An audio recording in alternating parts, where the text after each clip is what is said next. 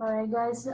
So we are actually starting with chapter 3 today. And chapter 3 just actually continues our discussions with functions, but we also get into some other types of functions here. But again, we're actually starting out with our quadratic functions here. So in chapter 2, we looked at some properties with quadratic functions, but we're actually going to be building up on that here with chapter 3. So you can see in this section 3.1, we're actually starting out with just defining our quadratic formula in the standard form, but also in the transformation form. So just, again, any second degree polynomial, as long as the highest degree of that function is going to be the second power, that makes it a quadratic formula. And again, we saw in the previous chapter that all graphs for a second degree polynomial are going to be parabolas, right? Either opening up, if there's a reflection, they'll be opening down. So ax squared plus bx plus c is the function in the standard form. And then when it's given to you as a times x minus h squared plus k, that's your transformation form, right? Because the h tells us how many units it's moving horizontally, either to the right or left. The plus k tells you if it's going up or down. If a is negative, we get a reflection. A is greater than 1, we know our function will stretch. If a is between 0 and 1, your function shrinks. So the first thing we're actually talking about here is how can we go back and forth between the two forms of our equation. So if the equation is given to us in standard form, how can we convert it into the transformation form? And of course, if it's given to us in the transformation form, how do we convert it in the standard form? So going from transformation to standard form is actually more straightforward or easier, because we start by taking the FOIL on our x minus h squared quantity. Once we FOIL that one out, you will distribute the value of a inside, and the very last thing we do is add the k. But going from standard form into the transformation form is actually going to be a little bit more involved. So this is where we actually bring in our concept of completing the square. If you remember, we had talked about completing the square in chapter 1 when we had done circles, and when we were finding the center and the radius of the circles, we had talked about completing the square. Now in this case, we're saying when we are completing the square, we add the last or the constant term of our perfect square trinomial to both sides of the equation. And the idea is we're trying to create a perfect square trinomial so that I can get this x minus h quantity squared. That's where it comes from. The one difference, you're going to see what we did in chapter 1 to this section here, is I actually cannot do anything on the left-hand side, because the left-hand side of my equation is going to have this f of x or y, and I cannot bring anything to the left-hand side. So no calculations on the left-hand side. We're going to do all our calculations one side, all on the right-hand side. Now remember, with completing the square, your coefficient on the leading terms, which means the coefficient on the x squared term, can only be 1. It cannot be anything else other than 1. So if it is not 1, we need to find a way to get rid of it and make that into a coefficient of 1. So this one's going to be a little bit different than what we have seen before with completing the square, simply because we cannot do anything on the left-hand side. So let's go ahead and take a look at how can we rewrite this first one here into a standard, from standard to transformative form.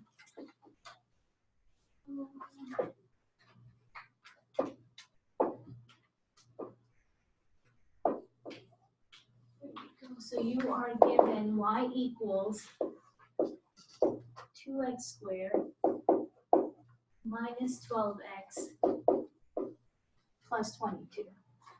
Okay, so remember, as I said, we can only work on one side of our equation. I cannot do anything on the left-hand side. The first thing that we actually need to do is get rid of that 2, because my leading coefficient can be nothing other than 1. So since I need to get rid of it, normally we would have divided our equation by 2 and gotten rid of it.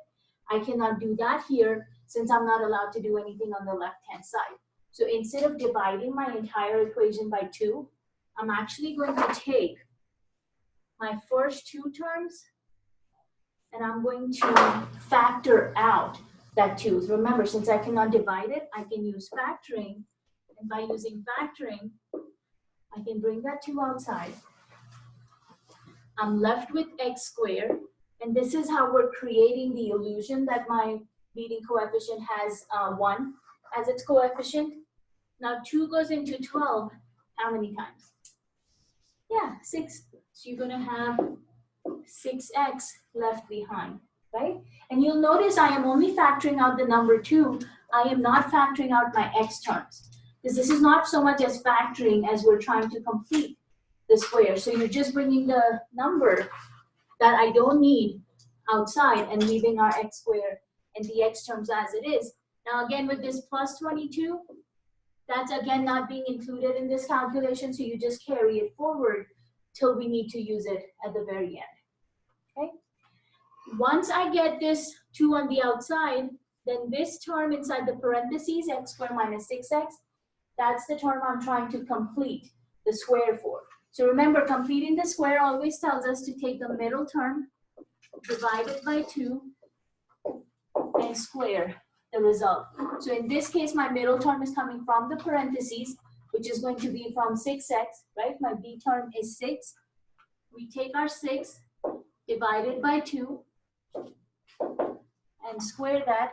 6 divided by 2 will be, and 3 squared, 9. 9, there we go. So 3 squared. So I need 9 inside my parentheses to complete the square. But remember, this is still an equation. We're still talking about a function, so I cannot change the value of what the original function was. So since I'm introducing by adding a new 9 in there, I need to maintain my balance, which means I actually subtract the 9 at the same time. So I add and subtract 9 at the same time. And then remember, we have that plus 22 on the outside. Because again, and you may or may not remember this, when we had done completing the square in chapter 1, when I added this 9, I added to both sides of my equation. But again, I don't have that option here since I cannot do anything on the left-hand side. So that's why I need to add and subtract it at the same time on the right-hand side. To get my perfect square trinomial, I only need these first 3 terms. So I actually don't need that -9, which means we need to bring it outside the parentheses. To bring it outside the parentheses, you're going to take this -9 and multiply it with that 2 on the outside. So I should technically have left behind this 2 in the front, x squared minus 6x plus 9, because that's all I really need. I don't need that -9 in there, so I'm going to take this -9 and I'm going to multiply it with this 2 in the front. So 2 times -9? -18. This guy comes outside the parentheses as -18. And then you can see these 2 guys will get added together, the -18 and the positive 22. Okay. So just to make sure you are with me, we started out by taking this 2 outside because my leading term x squared should not have a coefficient other than 1. And so we're just bringing the 2 outside. 2 goes into 12 6 times, so that's why inside the parentheses we were left with x squared minus 6x. We're completing the square inside the parentheses, so we take our 6, divide by 2, take the square of that entire term. 6 divided by 2 is 3, 3 squared is 9. I'm adding and subtracting 9 at the same time to maintain the balance of my equation, but I'm only interested in keeping these first 3 terms. X squared minus 6x plus 9, which means we need to bring this -9 outside of the parentheses. I have a number in the front, so I multiply that -9 with this 2, and it comes outside as -18. Now, obviously, we can go ahead and combine these 2 terms together, and I can factor the parentheses part. So what's negative 18 plus 22? Yeah, plus 4. And does anybody know what x squared minus 6x plus 9 factors into? X minus 3. Yeah, x minus 3. Because again, remember, the idea is two numbers that multiply to give us positive 9 and add up to give us negative 6. So that will be negative 3 and negative 3. You know, normally we would write this guy as x minus 3, x minus 3. Since they are the same factors, I can write them to the second power. So that's what's happening here. And you will notice we converted from the standard form into the transformation form because this is what I was looking for.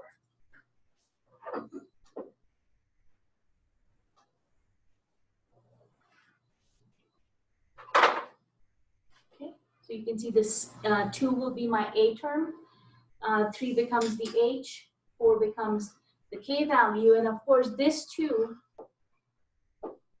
is the same 2 that I had because it's still the A term. Remember, this is ax squared plus bx plus c. So if my A is 2 here, my A should also be 2 here because it's that same exact term that you're looking at from the transformation to the standard form. So coming back to our handout, these A terms are what I'm talking about. Should always come out to be the same value. Okay, now how are we going to graph this guy? What can I use to graph it?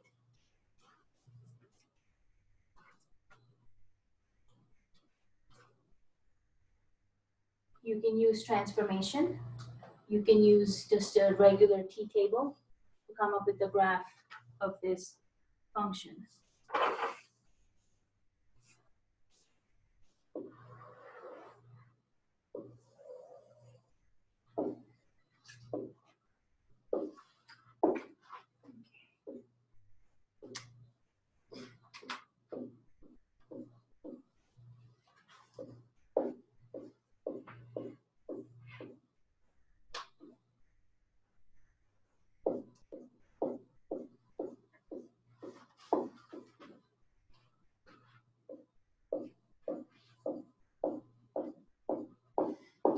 So what can we use to graph?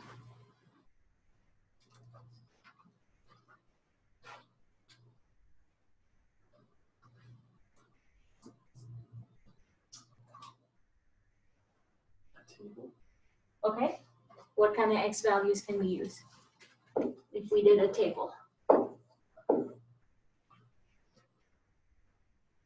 Yes. 2, 4, and 3. Wait, yeah. 2, 4. 2, 4, and 3? Okay, so 2, 3, and 4? Yeah. Okay. What will those numbers give us? Because with 2, and again, depending on whichever form you use, you should get the same answer. If I did 2, what am I going to get? 6? With 2?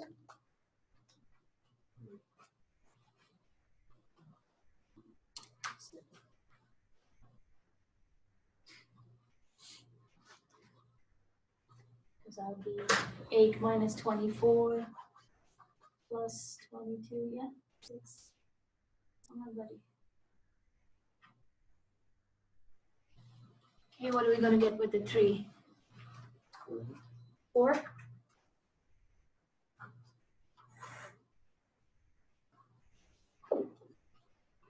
Okay, we're going to need more than what points we have up here. What else can I use? Okay, what do we get with the 5? 12. 12. And with the 1? You should, yeah, because of that symmetry, right? We should see the same number. Okay, so we are looking at 3 and positive 4.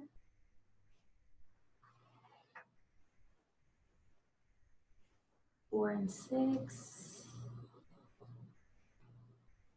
2 and 6.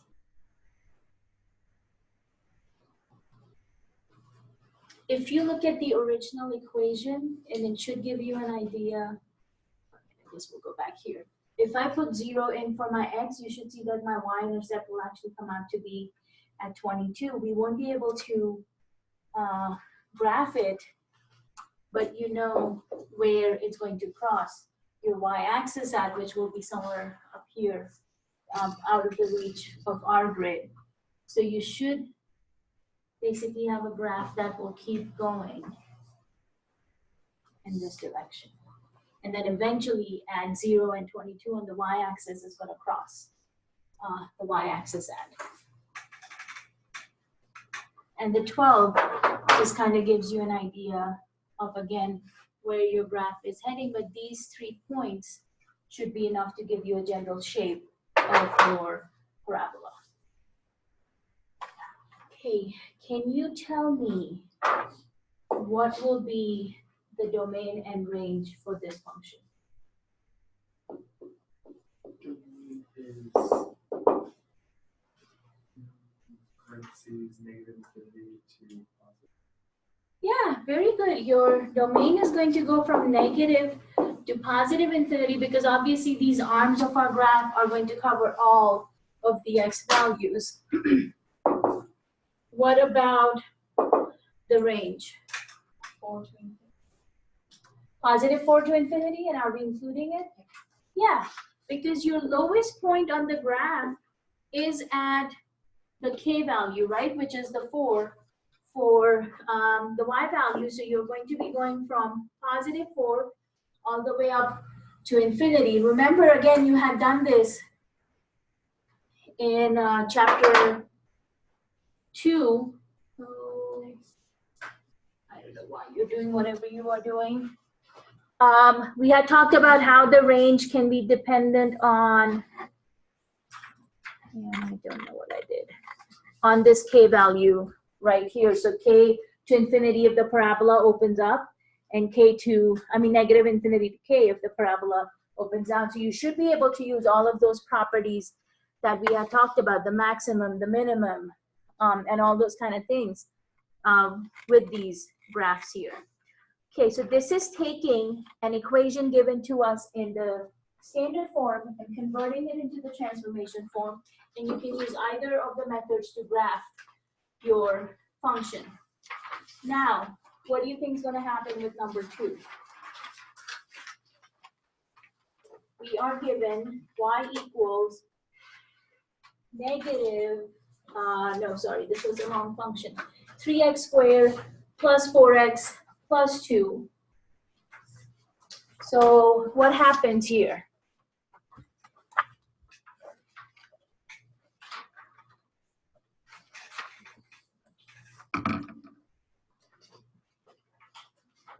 When you try taking that 3 on the outside like we did with the first example,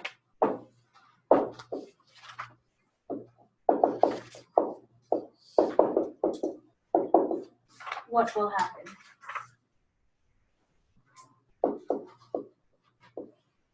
Because again, my leading coefficient has to be 1. I cannot have that 3 there. So taking the first 2 terms, we are going to factor out the 3. So I will be left behind with x squared. 3 goes into 4 how many times? It doesn't go evenly, right? You won't be able to get a clean number like we did with the 12 and the 2 in the previous example. So what happens in this case, since it does not go evenly, you just leave it as 4 divided by 3. And then we've got our x, and remember that plus 2 stays on the outside. So you're not always going to get a number on your leading coefficient, which would divide evenly with the middle term. So sometimes you can actually end up getting fractions on that middle term. Now, at this point, once we get that 3 outside, we're ready to complete our square. So I'm going to take, again, b divided by 2 and squared. So how do I divide 4/3 by 2? Multiply by 1/2. Because divide by 2 is the same thing as multiplying by 1/2. So instead of trying to divide this by 2, I can actually just write this as 4/3 times 1/2, which will give us what? Let's reduce it. 2/3. Yeah, so reduce your fraction because that's going to make your life a lot simpler. So 2 goes into 4 twice, and you will actually be left behind with 2/3, and then you can take a square on that, which will give us 2/3 squared is what? 4/9. Yeah, it's 4/9. 2 times 2 is 4, 3 times 3 is 9. So that's the term we need to complete our square, which means inside our parentheses, we will have x squared plus 4/3 x plus, we're going to take that term 4/9, add it, and remember, subtract it at the same time to maintain the balance of our equation. And then on the outside, we have the plus 2. So again, we just need these first 3 terms to keep inside our parentheses, which means I'm going to take this 4/9 and multiply it with the 3 on the outside to bring it outside of our parentheses. So we should have 3 parentheses x squared plus 4/3 x plus 4/9, which is what we want to keep. Now I am multiplying this 3 with this negative 4/9. What am I going to get when I clean that up? 4/3. Very good. I'm taking this 3, multiplying it with, bless you, negative 4/9. 3 can go into 9 3 times, and you're left with negative 4/3. So that's the number that comes on the outside. And then don't forget that plus 2.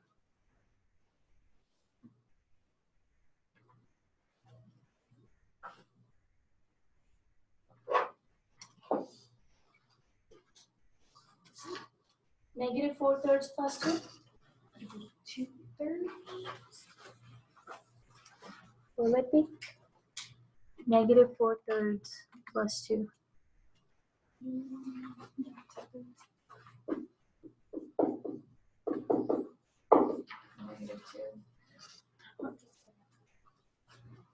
Negative 2?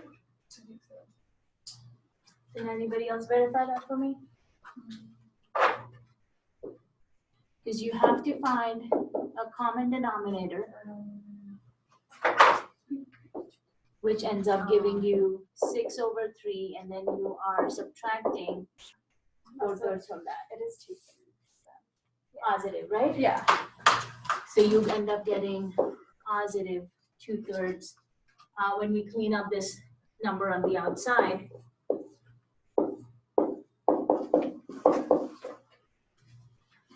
Now, how do we factor something like x squared plus 4/3 x plus 4/9? You've actually already done the work for it, so you don't need to go back and try and simplify anything. When we completed our square, you actually already had the answer. So right before you get the square term, this number here, before we squared it, is actually what your perfect square trinomial factors into. If you go back to this example, you will notice right before I squared it, I had 3 inside my parentheses, and that's that same 3 that I ended up when I factored. And then your sign is actually based on what kind of signs your trinomial has. So if the middle term is negative, last term is positive, we get a negative inside our factored form. In this example, both my signs are actually positive, which means I will have a positive sign in my factored form, and it's going to be x plus 2/3. And you can very easily verify and see, hey, is that number actually going to work for me? So let's do a quick check here. If I multiply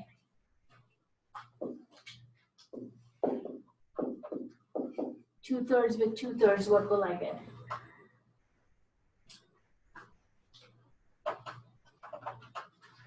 Come on, people. 2 times 2, 3 times 3. Can we not do that? 4 9s.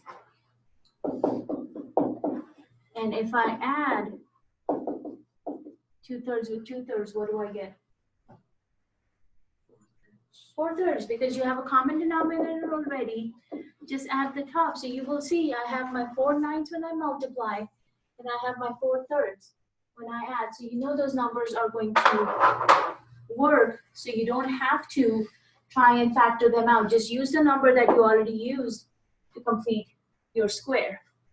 Okay, so this is your rewritten form of the original expression. So we've got 3x squared plus 4x plus 2 as your original equation, which will become x 3 times x plus 2/3 squared plus 2/3. So in this case, your h and k values are going to be positive and negative 2/3.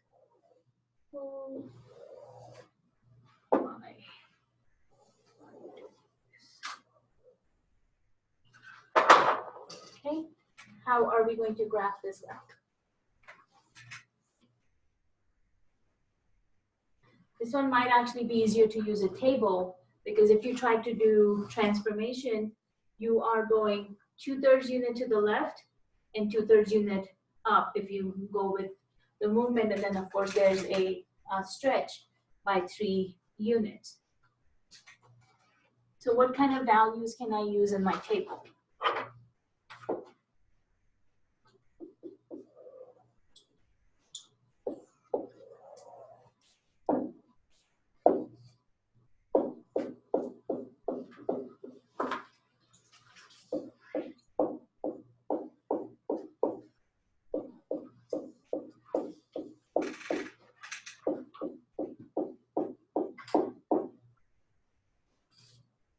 What kind of values would be okay to use in this equation or function?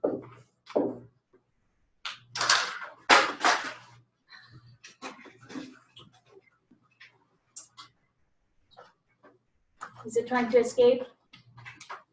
Yeah. Come on, we've done enough graphing at this point that we should be able to pick what kind of x values we can use here.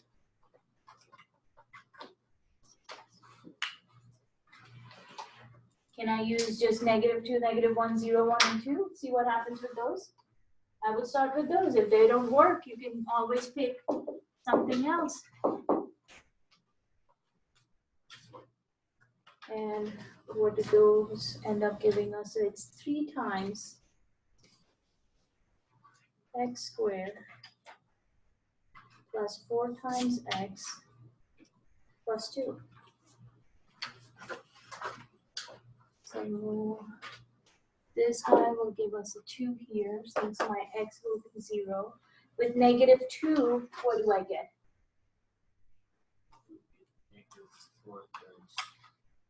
With -2? Okay, let me check my math again. Nope. With -2, 6. Alrighty. -1.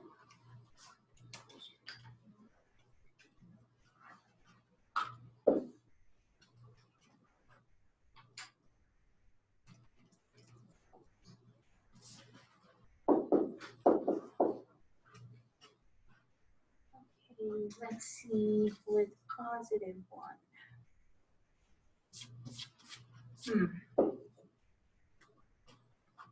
Positive 2.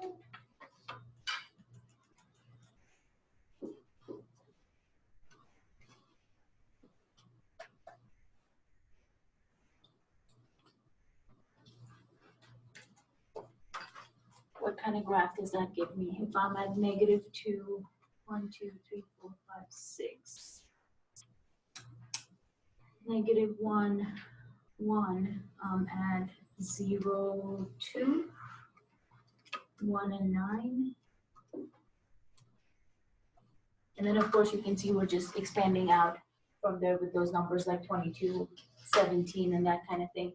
Now remember what I told you, this horizontal movement is going negative 2/3 unit to the left and positive 2/3 up. So if I'm talking about 2/3 to the left and 2/3 to the top, somewhere right over here is actually my vertex. And then I'm going this way, I'm going this way. It's going to be at a very funny looking position. Not sure how your graph will come out looking like. So this guy was 3x squared plus 4x plus 2. So this point right here is your negative 2/3, positive 2/3. That's going to be the lowest point of your graph, the minimum value, right? So you've got negative 1, 1, which we had 0 and 2, but just try and kind of figure out what that spot would be for your graph. It's going to be probably a little bit of a tight squeeze in there to try and get that. But that's what your graph should look like. So now, what do you think is going to be our domain and range here?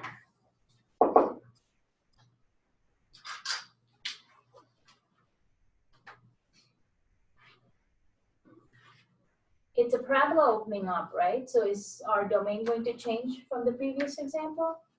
No, as long as your parabolas are opening up and down, your domain is always going to stay from negative infinity to positive infinity. Now, what happens to the range of this function?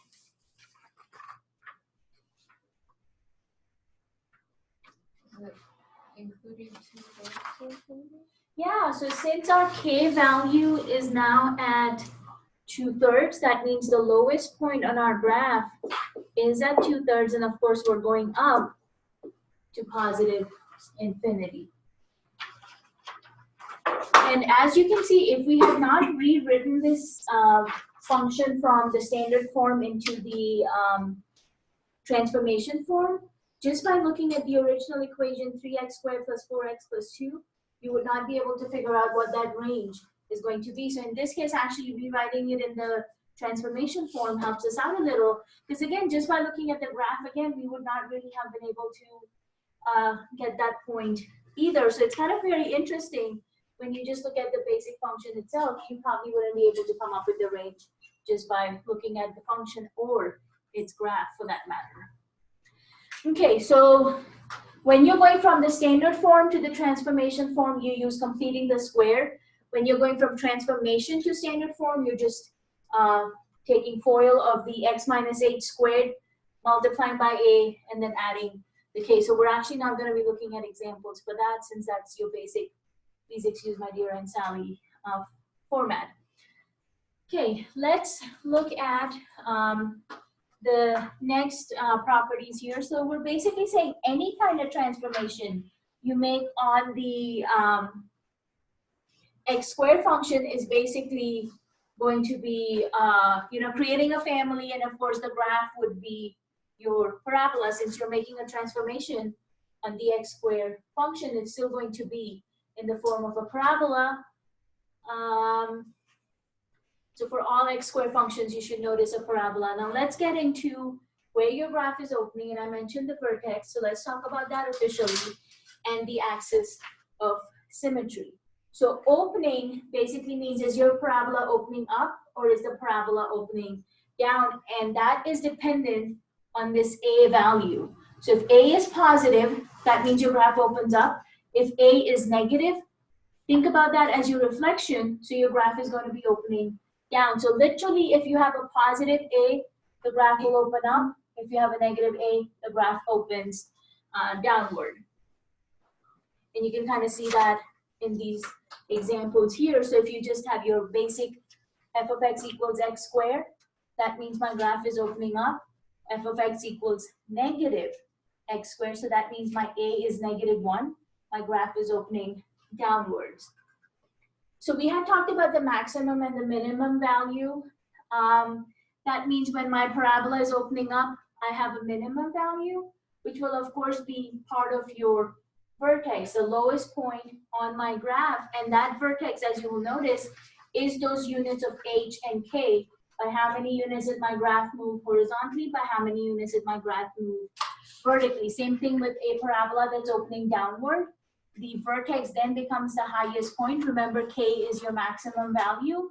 So again, at hk is where the vertex of your parabola is going to be. So that transformation actually tells you what the vertex is going to be. If we go back to our two examples that we just did, in this case, my h is +3, my k is +4. So for this example, our vertex for this parabola would be at 3, 4. And if you notice, 3, 4 is the lowest point on our graph. Same thing with the other example. In this case, my h is -2/3, k is +2/3, and even though we weren't able to show it quite that well on our graph, that's going to be the lowest point on our parabola. So it's literally coming from the h value here and the k value here from your transformation function. Okay. So they're basically talking about that h gives you the horizontal translation, k gives you the vertical translations. Based on that, our parabola vertex, if the original was at 0, 0, after we do this transformation, it's going to move to hk, and it becomes the lowest point if your graph opens up, becomes the highest point if your graph opens down. So if your formula, your function, is given in the transformation form, all you are doing is recognizing what kind of signs your h and k will have, and that's going to give us the vertex. But what happens when our function is given to us in the standard form? Ax squared plus bx plus c. So either you take it from the standard form and convert it into the transformation form and then find what your h and k is, or you can actually just use the simple formula here. So this -b/2a gives us the x coordinate, which technically is this h value, and when you put it back into the function, it will give you what that y coordinate or the k value of your vertex should be. So transformation, you should just be able to read it from the equation itself in the standard form. To find the x coordinate, we're going to use this little formula, -b/2a. So that's the next thing we're looking at, is what is going to be the vertex from the standard form. And this guy is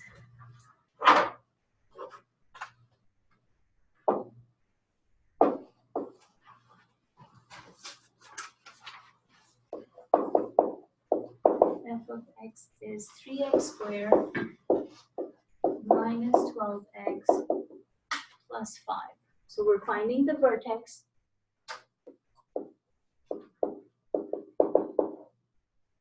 So remember, this is the formula that we have to use to find the vertex when your equation is given in the standard form. So -b/2a. So what's our b value in this equation? 12. -12. So take the sign with the number, okay? And what will be the a value? 3. So -b will become negative of -12 divided by 2a, so that will become 2 times 3, which will end up giving us positive 12 over 6, and 12 divided by 6? 2. So you have your x coordinate. Now we need to find the y. So that basically means we take our answer that we just got and put it back into the equation. So that's where this f of negative b over 2a is coming from. We take it and put it back in here, so that becomes 3 times 2 squared minus 12 times 2 plus 5. And when we clean that up, what will we get? Negative 7, okay? So 2 squared will be 4. 3 times 4 minus 12 times 2 is, of course, 24. Adding the 5, which will be 12, minus 24 plus 5. And of course, you can just use your calculator for this and get the same answer. So our vertex here is going to be at 2, negative 7.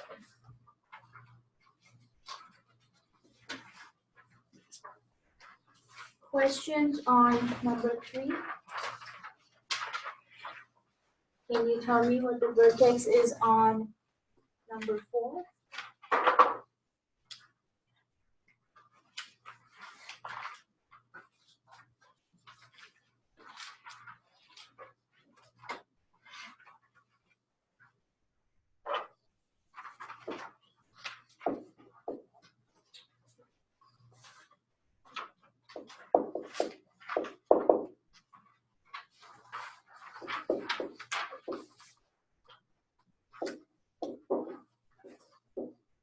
Anybody?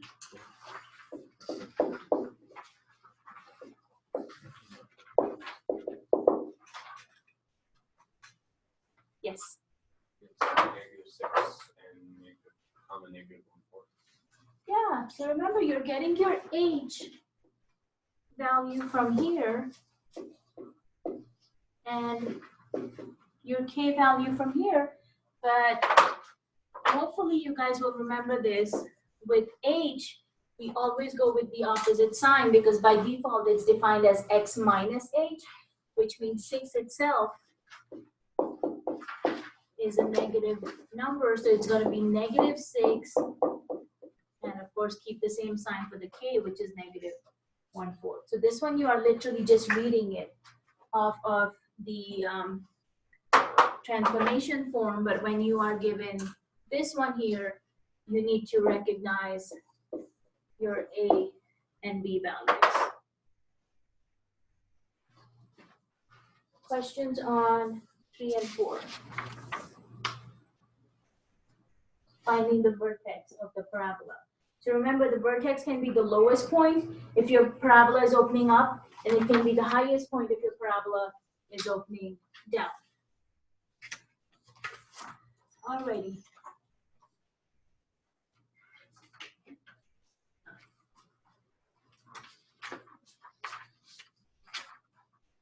Okay. Again, if your function is only opening up and down, then we know the domain is not going to change. It's going to stay at -infinity to +infinity. Your range is coming from the k value because that's your lowest or highest point from your vertex. So k becomes the minimum value if your parabola opens up. Your k becomes the maximum value if the parabola opens downward. Now, we had talked about increasing and decreasing intervals. I think again in chapter 1, I think it was 1.7 when we had done inequalities. So we're bringing that concept back in here now in terms of on what interval for our function is our graph decreasing on, and on what interval is our graph increasing on. So let's go back to the graphs we have already done. And let's look at this one here. So if you will notice on this left part of our parabola, my graph is going down because all our y values will start getting smaller. So when I'm talking in terms of on what interval is our function decreasing on, then again, it actually comes down to this vertex, which is going to be the lowest point. And remember, in this case, your vertex was +3 and +4. So when we are talking in terms of when is our function decreasing and where is our function increasing, remember, intervals are always written in terms of the x values. So that means from -∞ till I get to 3 here on my vertex, all x values here, my y values are actually going to get smaller. So that means it's decreasing from -∞ to 3. Once I hit this lowest point on my graph, you will see my graph is now starting to go up, which means my y values are getting larger. They're increasing. So in terms of interval, it's actually increasing from 3 to +∞. Okay, because your interval is always written in terms of the x value. So that will be, it's decreasing on the interval, which is going from -∞, and it's going to stop at 3. Now, your textbook likes to use brackets, but you can use brackets or parentheses. Normally, you're actually supposed to use parentheses, but since your textbook uses brackets, I'll write it both ways. So from this interval till I get to 3, my function is decreasing. Once I hit that number and go after, my function starts increasing. So it's increasing from 3 to +∞. And again, for your textbook, you can write it as a bracket. So using that same idea, can you tell me for our example 2, what interval our function would be increasing on and what interval would our function be decreasing on? Increasing on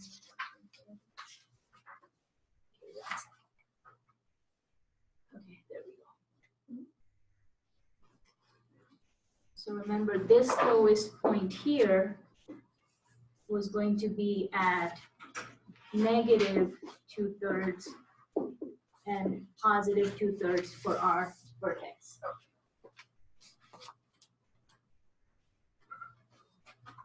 So decreasing on and increasing on what interval?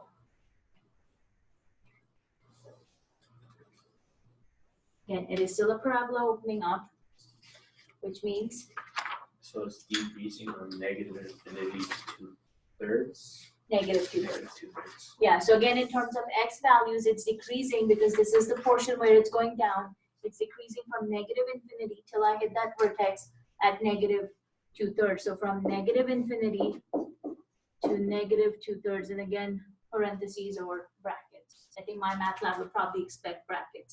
Increasing on? -2/3 infinity.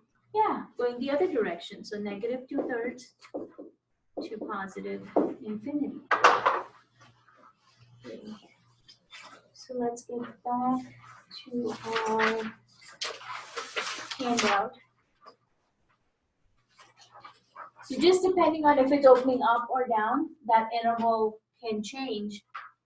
And we've got our maximum, minimum value at k, depending on, again, if the graph is opening up or down.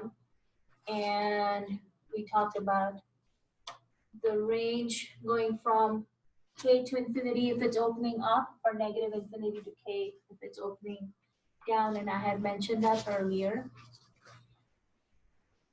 So again, if you remember when we had talked about symmetric functions, what kind of symmetry our functions had? In the last chapter, we had talked about symmetry in terms of y-axis. Was it symmetric about the y-axis? Was our function symmetric about the origin? And then parabolas brought their own symmetry. So again, you should remember that when we're talking about symmetry with parabolas, you are always going to be passing through the x-axis, the vertex of your parabola. So for the basic x-squared function, you're going to be at y-axis as your axis of symmetry, but for most parabolas, you should again be able to use the same equation, x equals negative b over 2a that we used to find the vertex. It's going to be the same equation, which actually gives you the axis of symmetry also. Because your axis of symmetry has to pass through the vertex of your parabola, which means it's going to be that same x value from your parabola. So going back to our examples here again with the first one, if I had to draw my axis of symmetry, it would be the vertical line that passes through, ooh, looks like my graph's a little off. This line here would be my axis of symmetry, which would actually be at x equals 3. Okay, that's your axis of symmetry. And it's always written as an equation because it's a line. So you have to represent the line. You cannot just say 3. You have to say x equals, and then whatever is the x coordinate on your vertex, it's going to be that same number for your axis of symmetry. For my second function here that I had, again, your axis of symmetry will pass through your vertex, which will be again this line right here. And that's going to be x equals negative 2/3 because that's where the x coordinate of my vertex is. And that again becomes your axis of symmetry. Okay, so a lot of these properties that we are talking about, you will notice are using these h and k values from our functions. When I'm talking about the range, if my parabola is opening up, my range goes from including k to positive infinity. When my parabola is opening down, my range changes and goes from negative infinity to positive or to k, including that k. The k value, again, if it's opening up, becomes the minimum. If your k value parabola is opening down, it becomes the maximum. So again, it's that same k value which gives us our vertical translation. When I'm talking about increasing and decreasing, you can see that's using the h value from our function, which is again from your vertex. When I'm talking about axis of symmetry, negative b over 2a is basically representing, again, this h value, the value from your vertex, the x coordinate from your vertex. So once you find the vertex, a lot of these things actually become pretty obvious of what these other properties are going to be. So this next example is giving you a graph and asking you to identify what all of these different properties are. Is your graph opening up or down? What's the vertex? What's the axis of symmetry? What's the range? What's the maximum and the minimum value? And then again, on which intervals is our function increasing and decreasing on? So, let me see if we can get that. So this is number 5. They are asking us to find what kind of opening does our parabola have? What is the vertex? What is the axis of symmetry? They're not asking for it, but I'm going to include it. What's your domain? What's your range? Do you have a maximum or a minimum value? And the interval on which our function is increasing on, and the interval on which our function is decreasing on. So they're asking you to identify these. How many are they? 1, 2, 3, 4, 5, 6, 7, 8 different properties.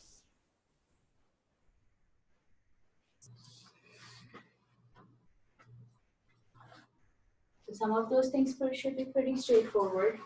What's the opening? Yeah, it's opening up.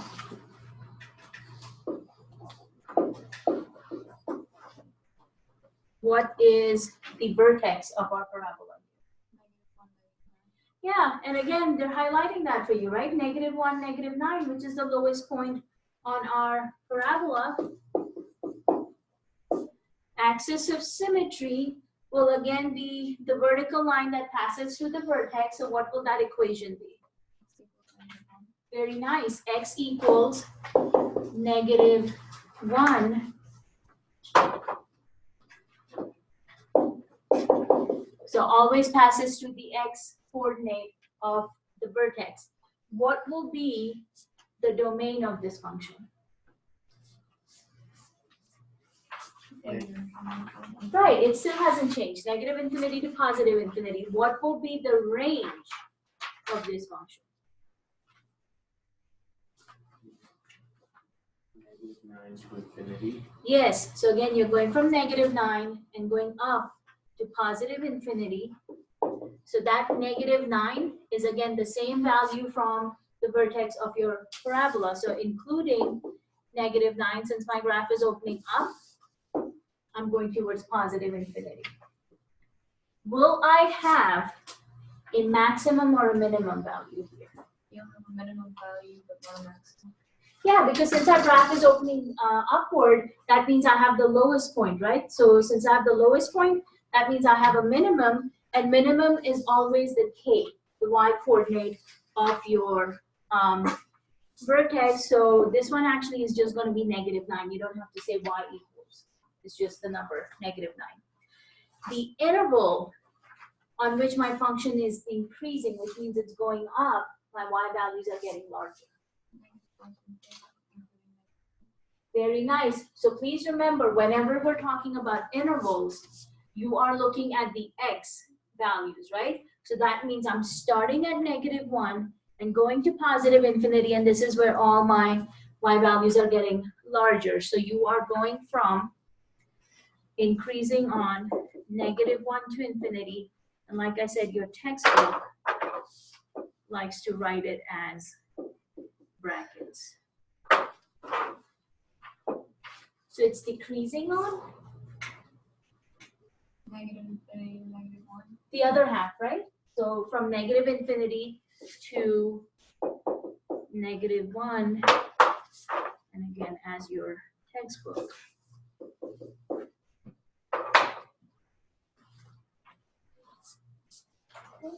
Questions on number 5? Okay, let me see what you guys can do for number 6. Same thing, same characteristics.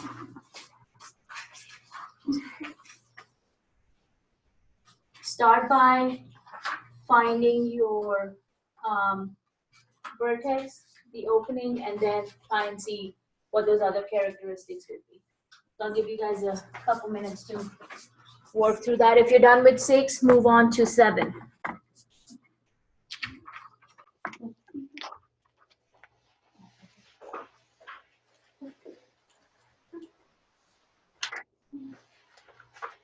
Okay. So for number 6, you are given y equals 3 times the quantity x minus 5 squared minus 4. So our a value is 3 and it's a positive number. So that tells us our graph is actually opening upward. And vertex, of course, comes from our h and k values in this case. So this is h, this is k. So you end up getting +5, -4. And again, most of you guys had that. Axis of symmetry always passes through the x value of the vertex. So that's going to be x equals 5. Again, remember to write it as an equation. Domain, this is a parabola opening up, which means our domain is going to stay the same, negative to +∞.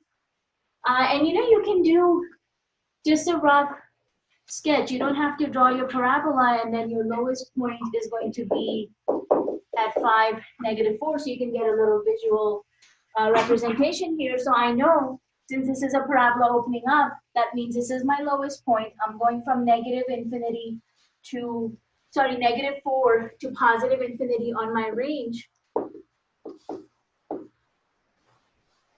It's a parabola opening up, which means I have a minimum value in this case. So my minimum value is going to be just at -4, so that's the y coordinate, right? Increasing and decreasing is always in terms of x. So it's decreasing from -infinity to 5. And again with parentheses or bracket. Increasing will be on the other half, which means starting at 5, going to +infinity, our graph is increasing. So those should be your values for those different 8 properties here. So this of course matches the other examples that we had done, just looking at the graphs from 1 and 2, and of course the examples they had in 5. Now, number 7, you should notice, is actually giving you a -2 as the leading coefficient, right? So this is given to us in the standard form, which means this is my A, this is my B, this is my C. And since my A value is -2,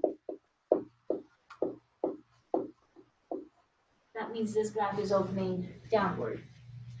What do we do to find the vertex when it's given to us in the standard form?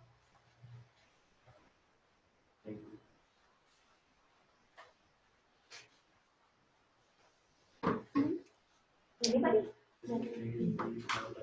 Yeah. So to find the vertex, we are going to use x equals -b/2a. Our b value is +6.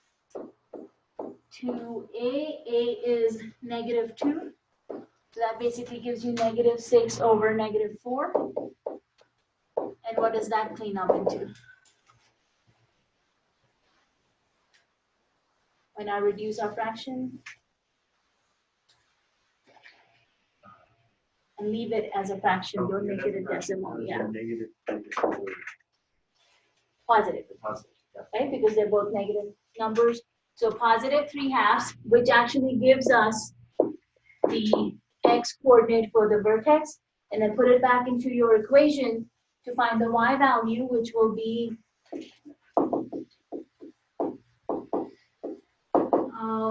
-2 times 3/2 squared plus 6 times 3/2 and plus 9.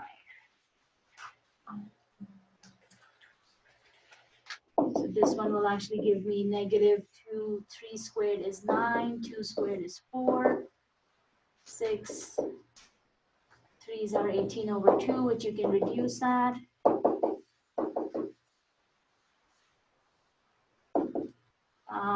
This guy will reduce, giving me -9/2. Okay, and again, you can use your calculator, just make sure you don't leave it as a decimal answer. So find your common denominator. Oh lordy.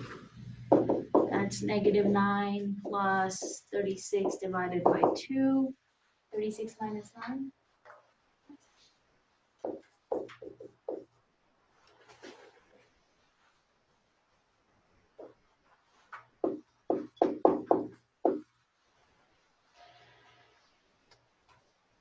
So again, make your life easier.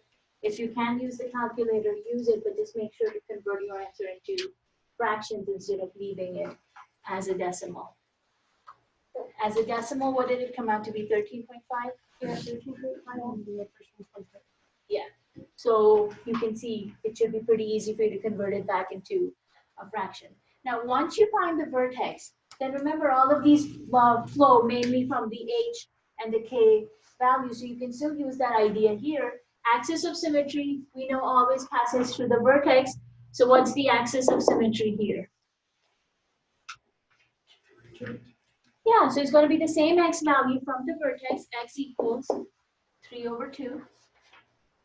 This is a parabola opening down, so does that change our domain in any way? No, it's still going to be going from negative to +infinity. Will the range change from the previous example? Yeah, because your graph is now going down, right? And again, if it helps, just draw a little downward parabola with the vertex at 3/2 and 27/2. So if my parabola is going down, what kind of range will my function have? Negative infinity to 7/2. Yeah, so you're basically coming from negative infinity and you're going to stop at the highest point, which is going to be at 27/2. So this is going from negative infinity to 27/2, and of course, including the endpoint. Will I have a maximum or a minimum value? You have a maximum of 27. Yeah, because this is upside down or a downward parabola, so your maximum is at 27/2. And again, you don't need to do y equals, because when you say y equals, that represents a line. This is just the point, 27/2. Okay, what interval is our function increasing on now? Negative infinity to 27, including 27.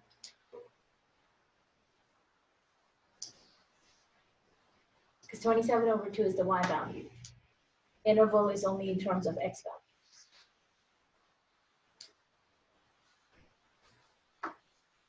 So negative 50 to 3/2. Yeah, it's always going to be in terms of the x. So you can see now we're actually increasing on this half, because as I come down and go up, my y values are getting larger. So you're actually going from negative infinity to 3/2. And again, you can use parentheses or bracket depending on my math lab. So what interval is our function decreasing on? 3/2 to Yeah, go the other side. So you're going from 3/2 to positive infinity. So if you actually notice between example 6 and 7, your increasing and decreasing will actually switch places, because our parabola is now opening down, which means the intervals on which our function increases and on which our function decreases will switch sides because of that upward and downward opening of the parabola. Questions on 6 and 7? So you've seen one example which was in the transformation form, one example which is in the standard form, and how to basically identify these characteristics with both forms of the equation. Okay, so those were the properties. Let's look at intercepts. Okay, when we are talking about intercepts, it's the same thing we had actually done in chapter 1 again. You find the y-intercept by making your x equal to 0. You find the x-intercept by making the y value equal to 0. It's the same process as we did with the straight line, and then they're saying, of course, solve your resulting equation from that. And let's see how we can use those intercepts. It's just the intercepts will not be enough. We'll need more points to graph this. And 3 times x minus 5 squared minus 4 is actually the same example from number 6. So we can actually use a lot of the properties that we have in number 6 to also help us graph this function. But let's start by finding its intercepts. So I'm actually going to go back to this page and just extend it so we can have it all on the same page. So this is example 8.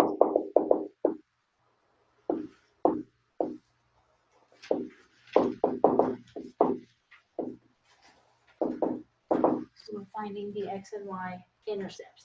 So let's start with the x-intercept. Remember, for the x-intercept, we make our y value 0, which means in this case, we end up having 0 equals 3 times x minus 5 squared minus 4. So what do you think that x-intercept comes out to be in this case?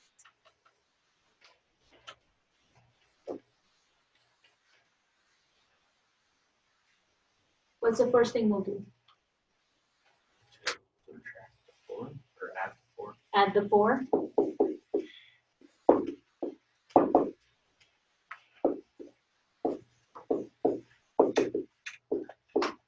Okay, and then?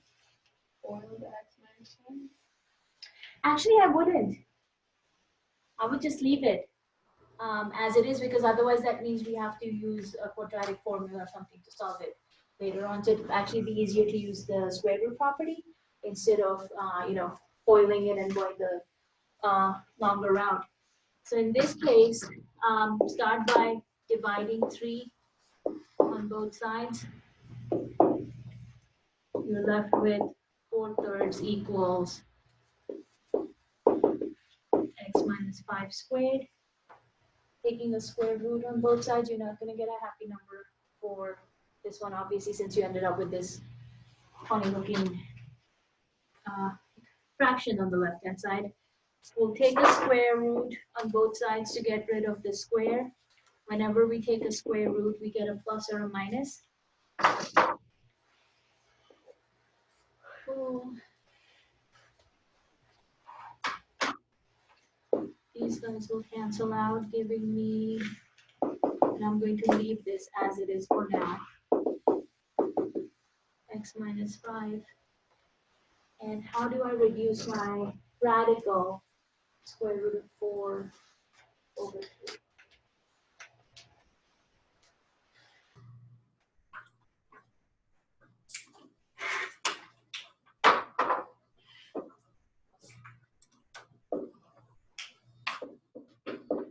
We can rewrite that as square root of 4 over square root of 3. Square root of 4 will clean up, right? You end up with 2 over square root of 3. But with radicals, we never leave a radical in the denominator, which means we need to rationalize our denominator. And for rationalizing, take that same radical and multiply your numerator and denominator, which will end up giving us 2 square root of 3 on the top. And then square root of 3 times square root of 3, square root of 9, square root of 9 becomes a 3. So they actually clean each other up, I guess. Right. You can think of the denominator as, I'm actually trying to save that right-hand side, but you can think of this, wow, it's so weird sometimes.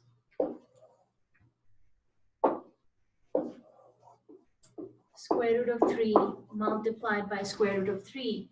You can either think of that as 3 times 3, which becomes square root of 9. That becomes a 3. Or you can think of this as square root of 3 squared, and the square and square root cancel each other out, giving you 3. Either way, you're going to get the same result. Once we clean up our radical, you are left with plus or minus 2 square root of 3 over 3, x minus 5. What's the last thing I gotta do to get my x by itself? Add the 5.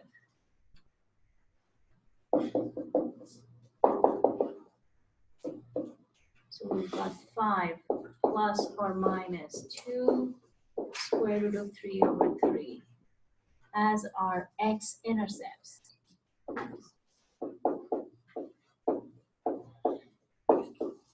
X-intercepts are written as ordered pairs.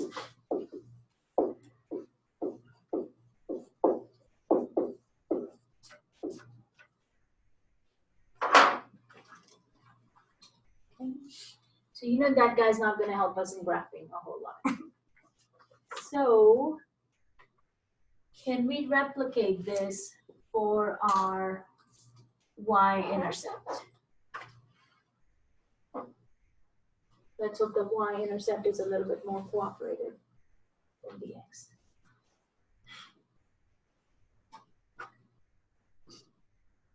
y-intercept will be the same idea. To find the y-intercept,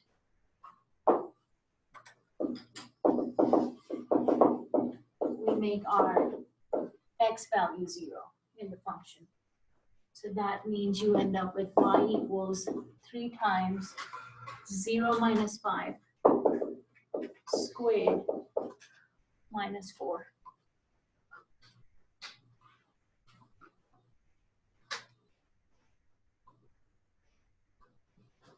Yeah, he's not going to be a happy number either. Better than the x-intercepts, but probably not a big help in our graphing.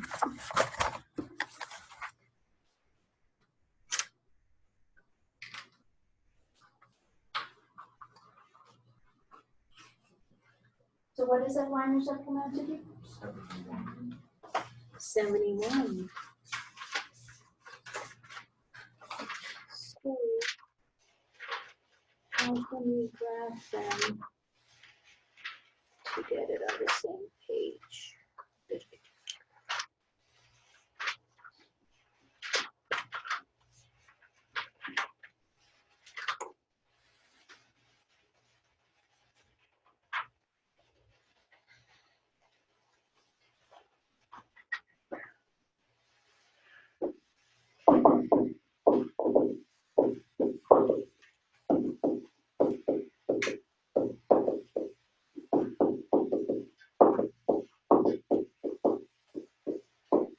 Okay, so hopefully everybody should be able to come up with that value of 71. Even if you just plug it into your calculator, you should be able to get that, because 0 minus 5 becomes negative 5.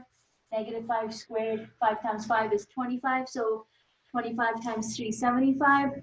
75 minus 4 gives you your 71. Okay. So how do you think we can go about graphing this guy?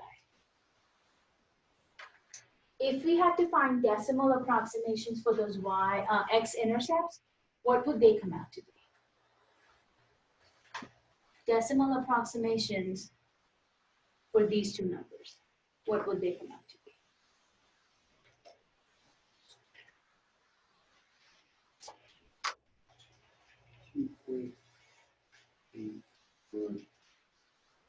2.8 for 5 plus 2 square root of 3 over 3. Something's wrong somewhere. 1.15. That's too low. Okay, so how are we typing this in? Because you should do 5 plus, and then, is there a need to put parentheses? Yeah.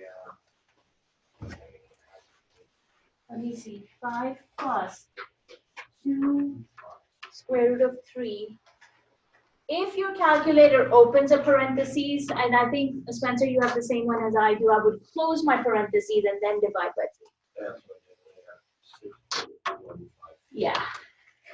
All right, so for the positive one, you should get approximately 6.15, and then for the negative, what will we get? 5 minus.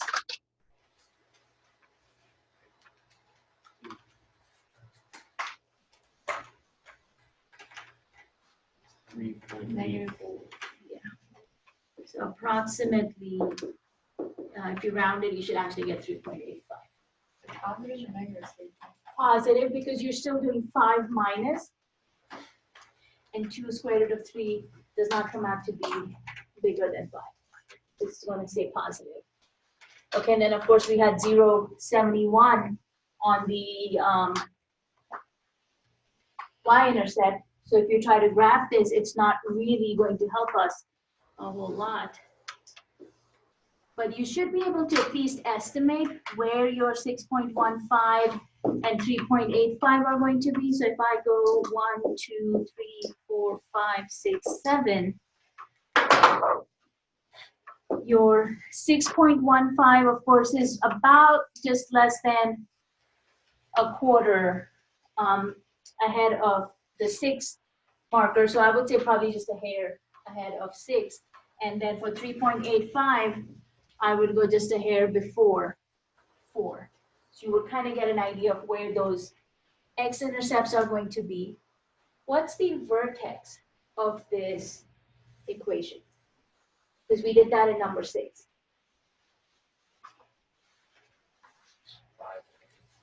Well, what did you have in number 6 as the vertex of this parabola? It's the same equation. 5, -4. Yeah. You have the vertex as 5.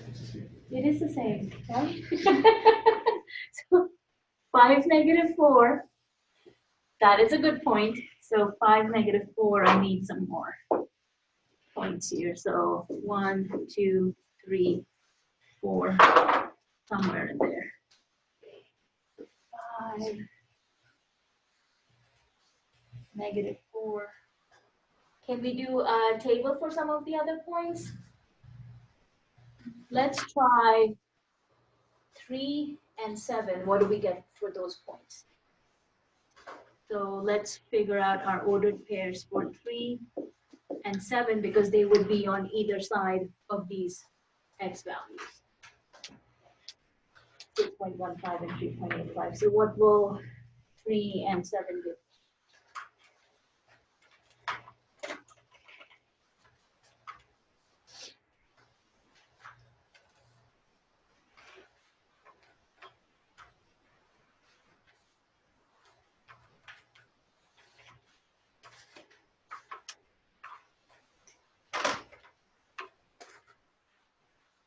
What do we get for 3 or 7?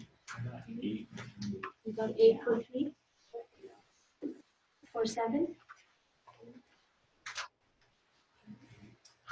Yeah, it should actually be 8 because of the symmetry in this case. So that's 1, 2, 3, 4, 5, 6, 7, 8. So 3 and 8, 7 and 8. So my graph is not going to be accurate because my grid is not very nice, but you should still be able to get a fairly decent idea on your graph on the paper. So we should be able to verify all those different properties that we talked about. So let's see, our obviously parabola is opening up. You can notice your vertex, of course, the axis of symmetry will pass through that point of x equals, or that line x equals 5. Domain and range went from -infinity to +infinity on the domain, going from -4 to +infinity on the range. We had minimum value at -4, and then on the interval from -infinity to 5, my function was decreasing, and then from 5 to infinity, my function is increasing. So you should be able to verify all of these properties that we talked about in number 6 with the graph that you came up here in number 8. Any questions on the graphic? So you can see our y-intercept was too far out for the range of our graph, right? Since we only had a 10 by 10 graph, we couldn't really use the y-intercept in this function. And then our x-intercepts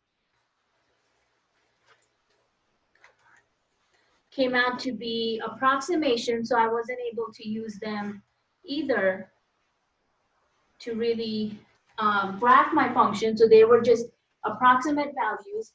So we ended up using a couple more points to help us out with the graphing of this function.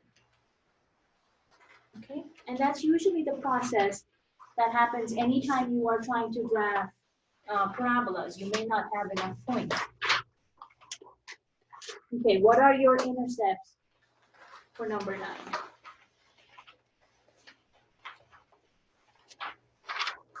These ones should be easier, nicer numbers.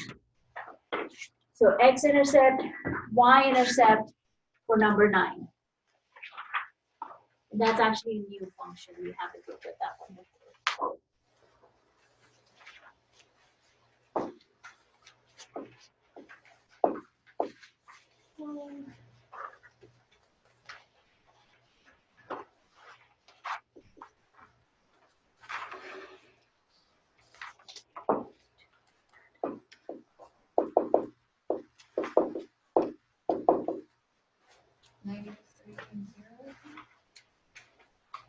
find the x-intercept?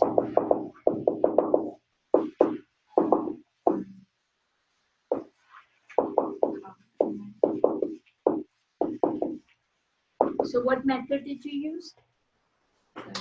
Never mind, okay. What can I use to find the x-intercept for x squared plus 6x plus 9? You have an idea? What can we use? No? Okay. Yeah, you can actually factor them.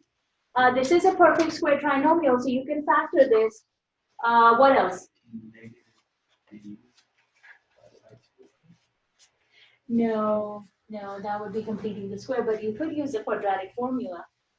It's probably an overkill, but you can use the quadratic formula. It will work in this case. But this guy, like I said, is actually a perfect square trinomial, so he factors into just x plus 3 squared, because 3 times 3 gives us 9, 3 plus 3 gives us 6. And then, of course, use your square root property. In this case, oh, I don't have room for my plus or minus. 0 doesn't really take plus or minus, so you actually end up getting just one answer, which will be 0 equals x plus 3. Subtract that 3 on both sides, you get negative 3 equals x, or basically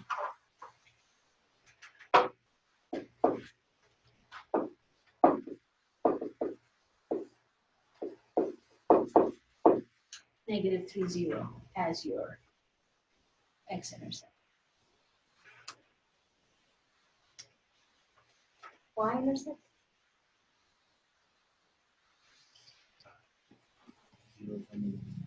Yeah, because your x will become 0, so the y becomes 9.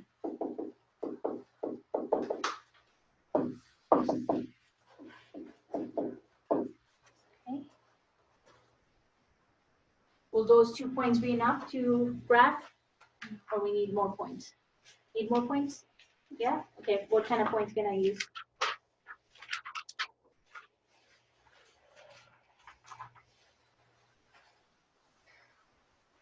Okay.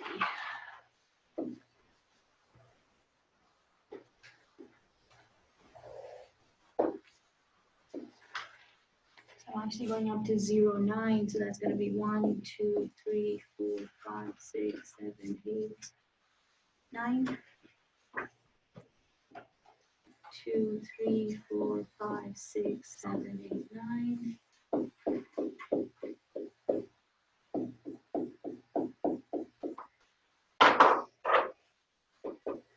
So I've got 0, 9 as my y-intercept.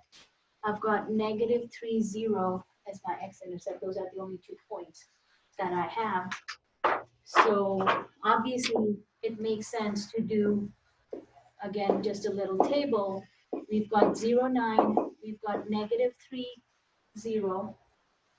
I would probably go maybe a couple points on the left and then go a few points on the right. So let's see, maybe in between negative 3 and 0 also. So negative 2, negative 1, maybe positive 1 and 2.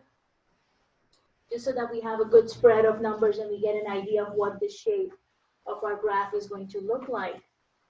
So with negative 4, that's going to be negative 4 squared plus 6 times negative 4 plus 9. Actually ends up giving me 1. What will I get with negative 5?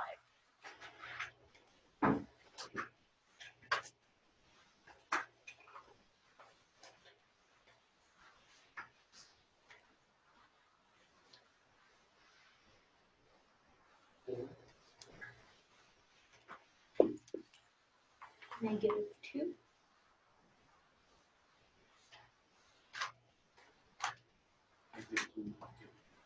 One. Negative 1.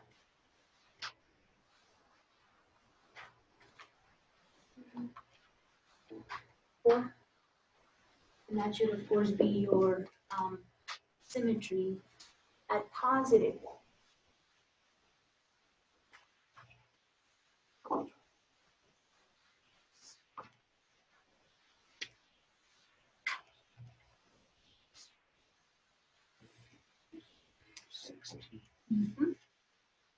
And this one actually will be larger than that at positive 2. So we have -4 at 1, -5 is at 4. And I actually have a feeling if we did -6, you should be at a 9. 1 is at 16, so that's actually beyond my scope. 2 is at 1. -1 is at 4. So you should have your graph that looks something like this. Okay. What I would like you guys to do for number 9 is list those characteristics that we talked about. Opening, vertex, axis of symmetry,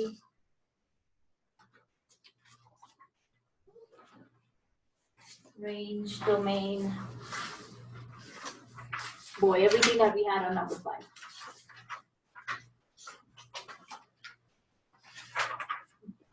Opening, vertex, axis of symmetry, domain and range, maximum or minimum value, and then the intervals, it's increasing and decreasing.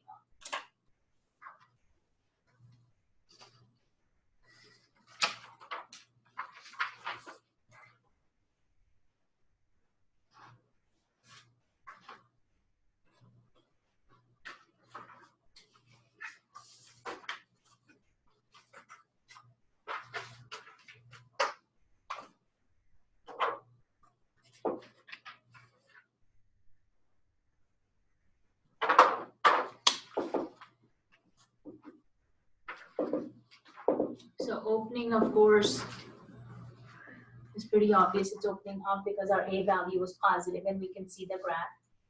What is the vertex of this parabola? That's where you can do the -b/2a. Trey? 0. Or you can look at the graph. But you remember again, sometimes like we had seen with that second example where you had the -2/3, positive 2/3, you don't always see. So it's better to verify it algebraically than just visually. So if I did -b/2a, what do I get? -3 and 0. Yeah, you're actually going to get -3, 0, which was also our x-intercept, and that's the reason why you only had one x-intercept, because your parabola is actually sitting on the x-axis. It's not crossing at 2 points like our previous example did. So in this case, we only have one x-intercept because our parabola is sitting on the x-axis. What's the axis of symmetry? Very good. X equals -3. Domain and range. Domain, of course, does not change since it's opening up. What's your range?